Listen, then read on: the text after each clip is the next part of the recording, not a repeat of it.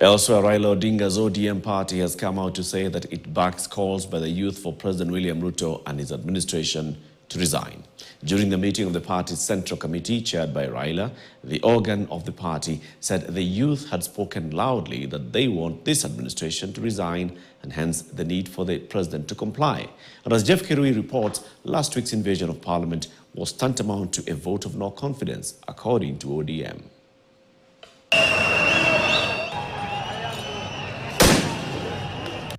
As the country is treated to what is now becoming weekly protests against President William Ruto's government, the ODM party has joined the call of protesters demanding for Ruto's resignation. What happened on the 25th of June 2024 amounted to a vote of no confidence in the Ruto regime. It is clear that this fact is totally lost on Ruto. The young people have spoken in plain language that should be clear to everyone. Let's not be vague.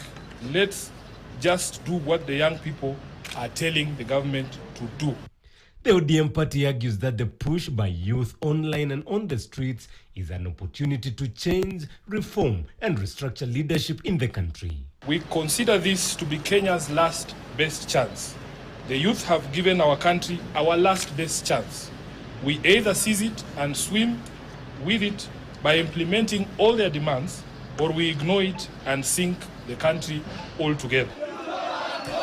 This even as they challenged Ruto to take full responsibility of deaths, injuries, and abduction of people who they link with the ongoing protests. The Kenya Kwanza regime must take full responsibility for all the deaths, injuries, and destruction of property arising from the violent suppression of peaceful protests. The president must publicly direct his security organs to forthwith seize the ongoing abductions, an exercise that we believe is being undertaken with his full approval and the approval of the state. He must account for and order the release of all detainees abducted by these security agencies. The party has further said it will now move and crack the whip on its rogue members who went against the party position and voted in favor of the controversial finance bill that precipitated the current protests. The meeting resolved to institute the process to recall 6 MPs who endorsed the finance bill, among them Game MP Elisha Odhiambo, Bondo's Gideon Ochanda, Elijah Memusi of Kajiado Central, Suba South MP Karoli Omondi, Navaholo's Emmanuel Wangwe, and his Kolomani counterpart Bernard Shinali. The criteria was very simple. In our statement, we have said repeat offenders. Those who voted against the wishes of the people in 2023 and again did it in 2024 because there are few who met their Damascus moments this year. However, the Independent Electoral and Boundaries Commission, the body mandated to preside over the exercise, is currently not constituted. Jeff Kirui, KTN.